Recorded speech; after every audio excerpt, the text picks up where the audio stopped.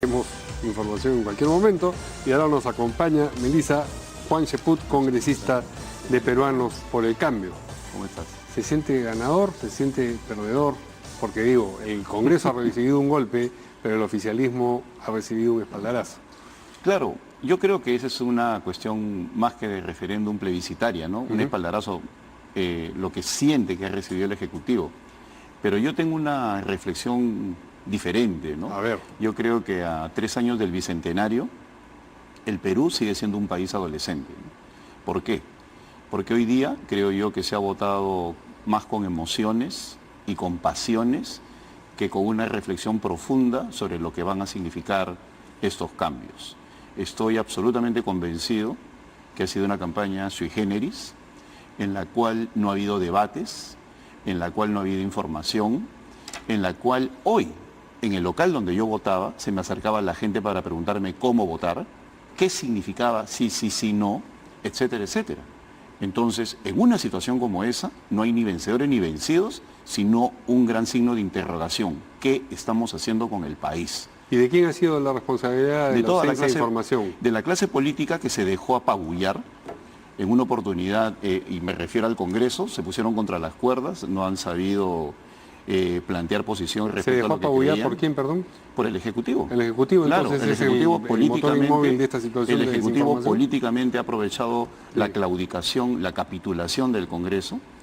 Y bueno, creo yo que como consecuencia de eso lo que tiene que haber ahora es un debate sobre qué vamos a hacer con estas reformas. Yo estoy de ¿No ha acuerdo. obrado bien el Ejecutivo entonces? No, en el su manera de Ejecutivo se ha aprovechado de la capitulación del Congreso aprovecharse y de, es obrar bien. y de la claudicación Hay de una la mala fe, mayoría entonces, ahí y de la entenderíamos. torpeza de Fuerza Popular y el APRA, que no han sabido entender el mensaje de lo que significa, por ejemplo, la bicameralidad. Hay motivos para alegrarnos que se haya perdido la bicameralidad en el Perú cuando tenemos un formato político que nos ha llevado a esta situación. De ninguna manera. ¿Y de quién es responsabilidad? Del fujimorismo y del aprismo por introducir la cuestión de confianza. Pero por otro lado hay motivos para celebrar, como lo hace el premier Villanueva u otros ministros sin que hayan tenido que pintar vela en este asunto, tampoco. Y lo peor de todo, el país tiene que entender que así como un síntoma de la adolescencia es hacer cosas emocionalmente sin medir la consecuencia de sus actos, igual, un país sigue siendo adolescente cuando vota en base a emociones y pasiones o antis y no vota pensando en la consecuencia de su voto. Cuando uno dice que alguien se aprovecha de una situación, no está diciendo algo positivo de ese alguien. Por supuesto. Entonces, Yo no creo está que usted el diciendo Ejecutivo ha nada tenido que positivo ejercer, acerca del Ejecutivo. el Ejecutivo a través de sus ministros ha tenido que tener una acción mucho más docente, que era lo que reclamaba la bancada. Acá ha tenido que haber todo un ejercicio y aún más en diversos programas periodísticos. Pero se ¿qué más decía, docente puede haber que sí, sí, sí, no? no, Como lo planteó el Ejecutivo, ese es como lo planteó Vizcarra, como lo planteó ese es todo. apelar al anti. Ese es apelar a decir, yo me estoy refiriendo en evidencia fáctica. ¿Qué significa eso? Que simplemente la gente no sabía el día de hoy cómo votar. Basta con leer los WhatsApps de cualquier persona en el círculo amical, familiar, para que se sepa que la gente no sabía qué significaba sí, sí, sí, no. Y si uno le pregunta hoy a cualquier ciudadano, tampoco lo sabe. Por eso creo yo que más que culminar un ciclo, estamos empezando un proceso esta tarde. Entonces sí, para entender sus palabras, ha habido una mala intención, una mala fe, mala entraña, no sé, de parte del Ejecutivo con el planteamiento de este referéndum y con esa campaña del sí, sí, sí, no. Yo no lo vería así. Yo, como lo veo, es que el Ejecutivo se ha aprovechado de una situación de antagonismo y de desprecio, ¿no?, hacia un comportamiento en el Congreso y los ha arrinconado. Y los que han pagado las consecuencias de esto ha sido una institución como la bicameralidad, una institución histórica dentro de la Constitución histórica del Perú, que desde mi punto de vista era valioso recuperar.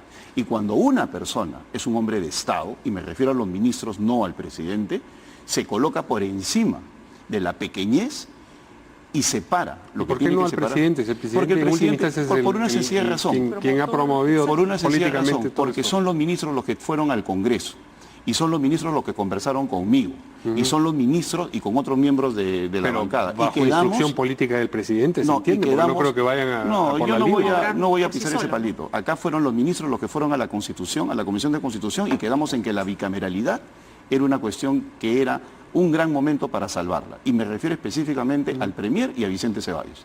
Y hoy en día, lamentablemente estamos en una situación en la cual se ha perdido la bicameralidad y para mí eso no es motivo de alegría. Yo me debo a un electorado, soy consciente de lo que estoy señalando en estos momentos y creo yo que el Perú no tiene motivos para estar alegre con esos resultados. Si el voto sí, sí, sí, no, ha sido un voto esencialmente emotivo, debemos entender que su voto no ha sido en ese sentido. No, ¿Cómo ha por sido su supuesto que voto? no. ¿Podemos Mi conocerlo? voto ha sido a favor de la reelección Sí. y a favor de Ah, la a favor de la bicameralidad. reelección. A favor de la reelección. Sí, sí, no, sí. Sí, sí. Sí, sí, No, no, sí. sí. Ujú. Correcto, Ujú. correcto.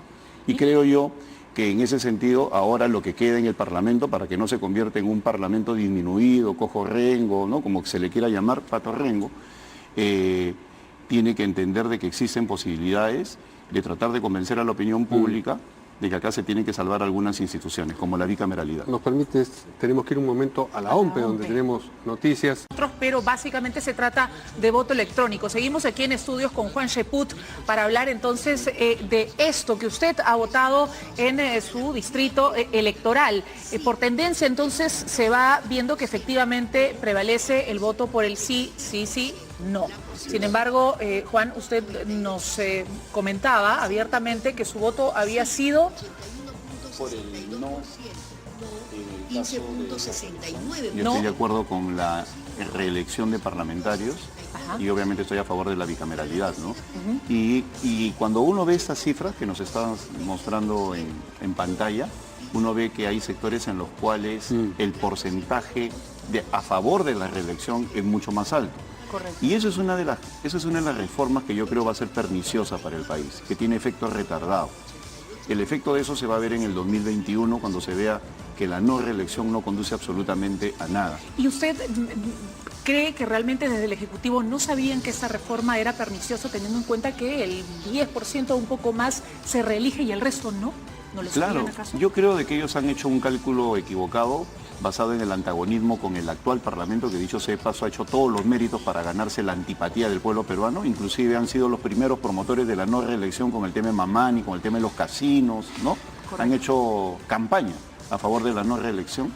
Sin embargo, creo yo que es la claudicación de la intelectualidad, de la academia, de los políticos de fuste, que han tenido que salir a decir que la no reelección es perniciosa para el país, pero sin embargo no se han pronunciado las escuelas de ciencia política, los colegios profesionales, o sea, todo el mundo se ha subido a ese carro de votar en contra del afrofujimorismo, ignorando que la reelección es importante porque son los pilares de la institucionalidad. Y por otro lado, si una persona hoy en día está contenta con su congresista, no lo va a poder reelegir.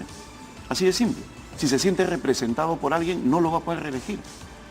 Y la solución no es que vengan todos nuevos, estamos viendo lo que está pasando ahorita con los gobernadores y los alcaldes que no han podido ser reelegidos, se les está capacitando, como si una capacitación va a permitir que empiecen a gastar al día siguiente sin ningún problema. Correcto. Ahora imaginemos ese gran directorio de la nación que es el Congreso, que le tengo antipatía, como dicen las redes, a Mauricio Müller, a Becerril, bueno, pues se equivocan, porque Mauricio Müller representa a un sector del aprismo que lo quiere allí. Y Becerril representa un sector del fujimorismo que lo quiere allí. Y en eso consiste la representación. Sectores ideológicos o parlamentarios o políticos que quieren tener a su representante en el Congreso. Por eso decía yo que el Perú se ha convertido una vez más me recuerda lo que decía Luis Alberto Sánchez, ¿no? El retrato de un país adolescente. Seguimos siendo adolescentes porque ha primado el criterio emotivo, ¿no? Emocional, el antes de pensar como una nación, que es lo que más nos conviene, ¿no? Ahora, ya se sabía, digamos, desde hace un tiempo atrás sobre estos resultados, más o menos se podía tener claridad respecto al tema de la bicameralidad o respecto al tema de la no reelección. ¿Por qué usted, ahora que nos viene a decir esto, en la forma en que ha votado, no levantó su voz antes? Porque existe otra disposición nefasta, pues el criterio de Que no puede hacer propaganda. de que no pueda hacer proselitismo, Pero si el que es algo que se ha denunciado. presidente salió a decir sí, sí, no, sí, pero no. cuando apenas él dijo en una primera oportunidad, pero luego no hizo campaña, cuál era su posición, y luego dejó en libertad. Existe una norma del Jurado Nacional de Elecciones que impide que los parlamentarios hagan política, que es otra de las cuestiones nefastas. Por eso es que no ha habido campaña. Qué importante hubiera sido para el país que al frente mío esté sentado en días previos una persona que está a favor del sí, sí, sí, no, y una persona que está en contra de él, por ejemplo, para hacer docencia. Por eso, esto es una victoria pírrica para los que creen que es una victoria. porque no es sostenible. ¿Y por qué no es sostenible? Porque la gente no entiende por qué ha votado.